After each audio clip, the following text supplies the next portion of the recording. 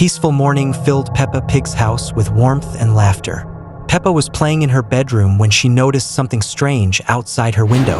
A figure stood motionless in the distance, wearing yellow clothes and glasses like Pedro Pony. The creature looked exactly like Pedro, but something was terribly wrong. Its face was grotesquely distorted with bulging eyes behind cracked glasses and an unnaturally wide grin. The skin appeared mottled and diseased.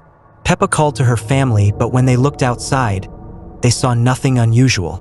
The creature remained perfectly still, never moving from its exact position. Days passed and it never moved, never blinked, standing through rain and sunshine. The family tried closing the curtains, but Peppa could still feel its presence outside. Pedro Pony visited but looked completely normal, making the creature outside even more disturbing, like a corrupted reflection. One night, Peppa woke to find the creature had moved slightly closer. Each night, it moved imperceptibly nearer, maintaining its rigid pose and horrible smile. The creature reached the garden fence, then the front yard, then right outside Peppa's window. The window glass finally shattered, and the creature stepped into her room. It moved in jerky, unnatural motions, like a broken puppet. The creature explained that it had been born from all the times Pedro had felt ignored and unwanted. Peppa tried to run, but found that she couldn't move or scream.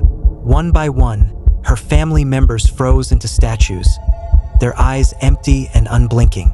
The creature had turned them all into watchers. The house became a gallery of frozen figures, silently staring out the windows with hollow eyes. And now, when children look out their own windows, they might see familiar faces standing motionless in the distance, waiting to turn new souls into statues. A cold December morning settled over Peppa Pig's house, but something felt terribly wrong. The family sat around the breakfast table in complete silence, staring blankly at their empty plates. No Christmas decorations adorned the walls, no tree stood in the corner, and no festive music played. Peppa looked around the house with growing confusion and dread. The calendar on the wall showed December 25th, but nobody seemed to remember what this date meant. Her parents moved like sleepwalkers, going through their daily routines without any joy or recognition of the special day. Outside, the entire neighborhood appeared equally lifeless and forgotten. No Christmas lights twinkled in windows, no wreaths hung on doors, and no children played with new toys in their gardens. The world had somehow erased Christmas from existence, leaving only an empty void where celebration should be. At playgroup, Miss Rabbit taught the children about ordinary winter days, never mentioning Christmas, Santa, or presents. The other children sat motionless, their eyes vacant and their smiles forced. When Peppa tried to mention Christmas, everyone stared at her with blank, uncomprehending expressions. Peppa discovered an old Christmas book hidden in the attic, its pages yellowed and torn. As she read about Santa Claus and Christmas trees, the images began to move and whisper, showing her glimpses of what the world had lost. The book felt ice cold in her hands, and shadows danced across its pages. That evening, Peppa heard strange sounds coming from the chimney. A figure emerged covered in ash and soot, but this wasn't the jolly Santa from stories.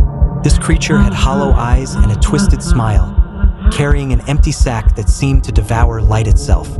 The dark Santa spoke in a voice like winter wind, explaining that Christmas had been forgotten because people stopped believing.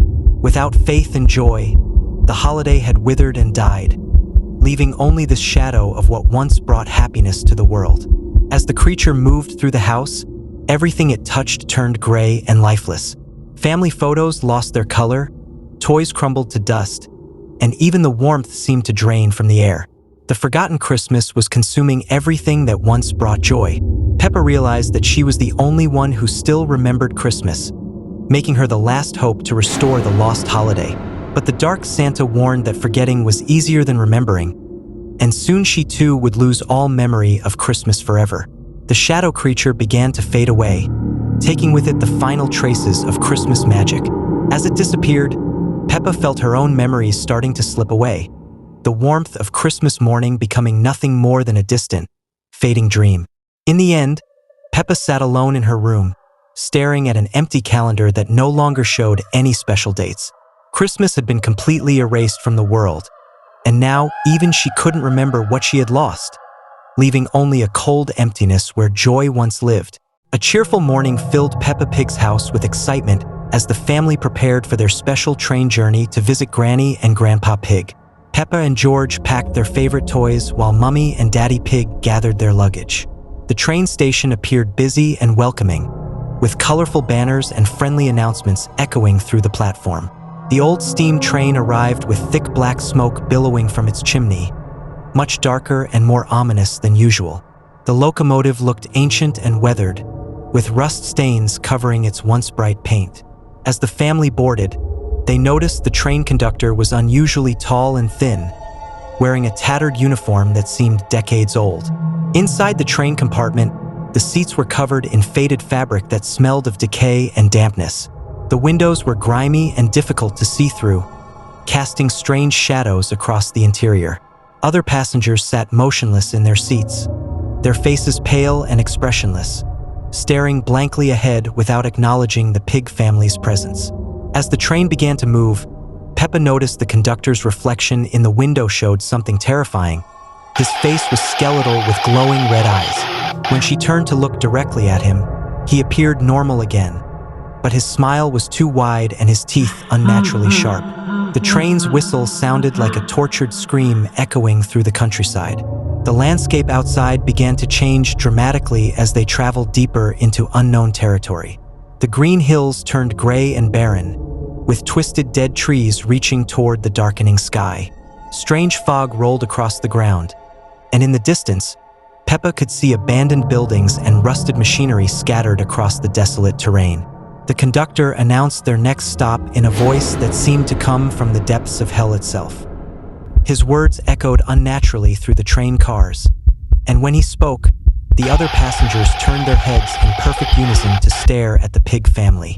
Their eyes had become completely black, and their mouths hung open in silent screams. Daddy Pig tried to pull the emergency brake, but the handle came off in his hands, revealing that it was never connected to anything. The train began to accelerate rapidly, swaying dangerously on the tracks as it plunged deeper into the nightmare landscape. The conductor's laughter filled the air, a sound like grinding metal and breaking bones. The train cars began to transform around them, with the walls becoming organic and pulsing like living tissue. Strange tentacles emerged from the ceiling and floor, reaching toward the terrified family. The other passengers revealed their true forms, hollow shells of former travelers who had been consumed by the monster train's eternal hunger. Peppa realized they were trapped aboard a ghost train that collected souls for its demonic conductor. Through the windows, she could see countless other trains in the distance, all carrying their own cargo of trapped souls through the endless wasteland. The conductor appeared in their compartment, his human disguise completely gone, revealing a nightmarish entity with multiple arms and a face that shifted between different victims he had claimed. He explained that they would join his eternal collection, traveling forever through the realm of the damned, never to see their loved ones again. As the train plunged into a tunnel that seemed to lead straight into the Earth's core, the Pig family huddled together, knowing their cheerful journey had become a one-way trip to hell. The monster's laughter echoed through the darkness as the train disappeared into the abyss, carrying its newest victims to their eternal doom. A bright morning filled Peppa's house with cheerful sunlight. Peppa complained about a toothache that bothered her all night. Mummy Pig examined her mouth and noticed a small cavity. Daddy Pig suggested visiting the new dentist, Dr. Fong. The family drove to the dental clinic in an old Victorian building. The building looked imposing with dark windows and weathered stone. A rusty sign read, Dr. Fong Dental Services. The parking lot was strangely empty. Inside the waiting room, outdated magazines lay scattered on dusty tables. The fluorescent lights flickered intermittently. The pale receptionist with hollow eyes barely looked up. She handed them forms with trembling hands. Dr. Fong emerged from his office, appearing normal with his white coat. He was tall and thin with pale skin and dark circles. His smile seemed forced, revealing slightly sharp teeth. His handshake was ice cold and unnaturally strong. Peppa followed Dr. Fong into the dimly lit treatment room. The dental chair looked ancient with leather straps hanging from its sides. Medical instruments gleamed menacingly on the tray. The room smelled of antiseptic mixed with something rotten. As Peppa settled into the chair, Dr. Fong's demeanor began changing. His movements became predatory, and his eyes glowed yellow. He adjusted the overhead lamp, casting eerie shadows. A low growling sound came from his throat. Dr. Fong picked up an oversized drill that whirred ominously. Sparks flew from its tip. His hands became visibly clawed. Peppa noticed his reflection in the mirror showed something monstrous. The transformation accelerated as Dr. Fong's true nature revealed itself. His face elongated into a snout with razor-sharp fangs. His eyes became yellow with vertical pupils. His white coat tore, revealing gray, scaly skin. Peppa screamed as leather straps fastened around her wrists. Daddy Pig burst through the door and grabbed a heavy dental lamp. He swung it at the creature, causing it to stumble. Mummy Pig and George rushed in to help free Peppa from the chair. The family ran from the building with monster roars echoing behind them. They drove home in shocked silence. When police arrived at the clinic later, they found it completely abandoned. From that day forward, Peppa learned to research dentists carefully. The family found a kind, normal dentist who fixed her tooth safely.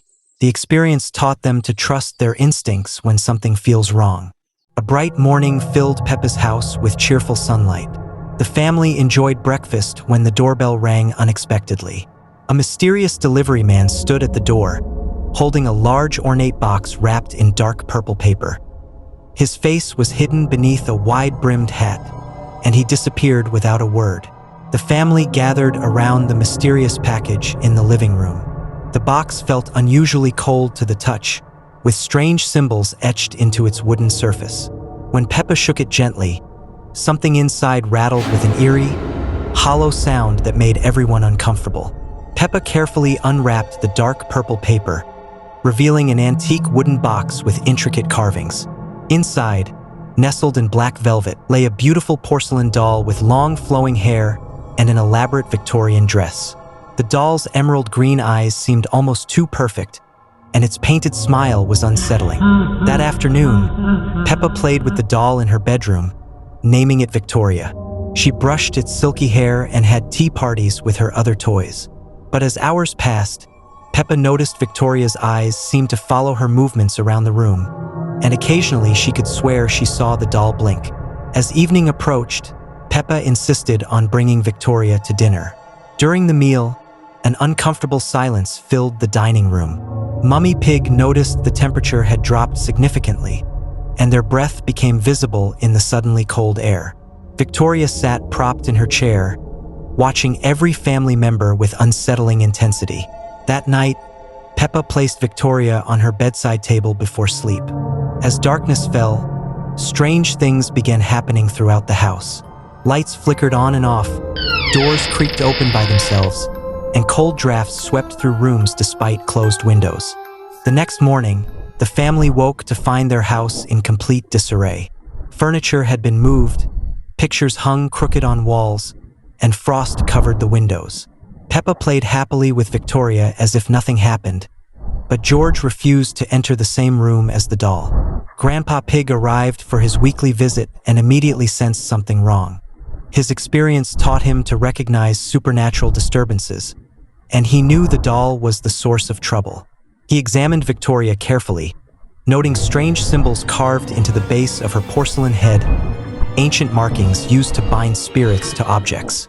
Grandpa Pig explained that Victoria was possessed by a malevolent entity. As if responding to his words, Victoria's head slowly turned toward him, her emerald eyes flashing with otherworldly anger. The temperature plummeted, and shadows began moving independently of their sources throughout the room. Working together, the family wrapped Victoria in a blessed cloth from Grandpa Pig's collection. As soon as the doll was covered, supernatural disturbances ceased and warmth returned. They placed the wrapped doll in a sealed box and drove to a remote location, burying it deep underground with protective symbols. Returning home, the Pig family felt relief and safety they hadn't experienced since the doll's arrival.